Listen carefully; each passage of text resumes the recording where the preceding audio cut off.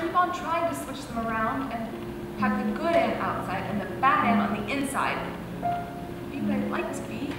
The Diary of Anne Frank is a play that's been around since 1959, and it's based on the actual diary of Anne Frank that was saved by the helpers when the war was over. Her father had it published, and then it was converted into a play in the late 1950s.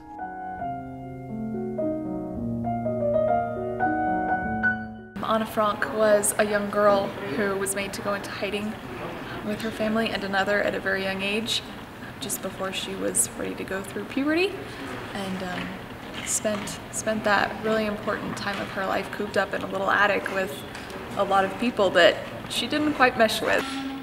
Workmen have left. It's safe to move about. Woohoo! Hi, I'm first for the WC! My character is Mr. Dussel, and he is a character who is portrayed in Anne's diary as somebody who's really gruff and kind of angry most of the time, and I think a lot of the common city people might call him a crank or something like that. Every night she twists and turns. I don't sleep. I spend half my night shushing her, and now it's nightmares.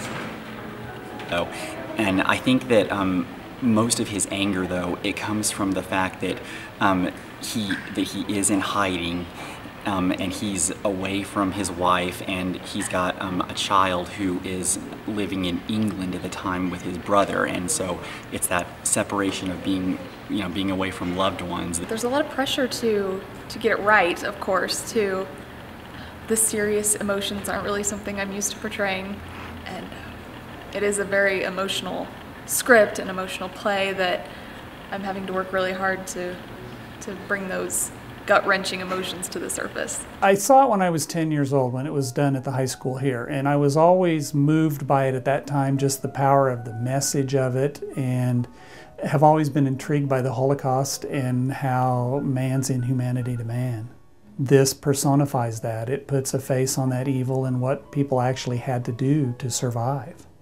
There's a message of hope there. It runs through the whole roller coaster of emotions and sadness and anger and despair and rejection and then ultimately love and hope, but it takes you through all of those at one point or another throughout the whole play. Would you like me to read to you for a while?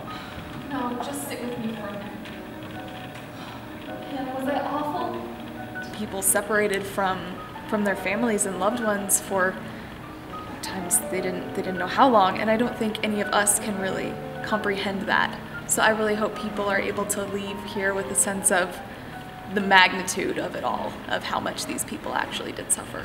I am hoping that the people who come to see the Diary of Anne Frank will take away a new idea or maybe a new perspective of really what the suffering was for this family while they were in hiding. Probably the quote of Anna's is the best one: "In spite of everything, I still believe there's good in people."